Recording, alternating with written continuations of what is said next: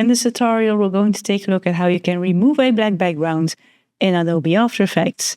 So with your footage ready, we're going to go to Effects and Presets, which if it isn't visible, you can go to Window and then choose Effects and Presets, so press Ctrl 5 on your keyboard. And here we're going to search for Luma key.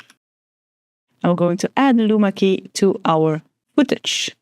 And then in the Effect Controls window, we're going to choose Key Out Darker because we want to remove the black background, and we're going to increase the threshold to where it looks good. So something like this. I added a magenta background. You can also enable the transparency here, and then you can see what is happening.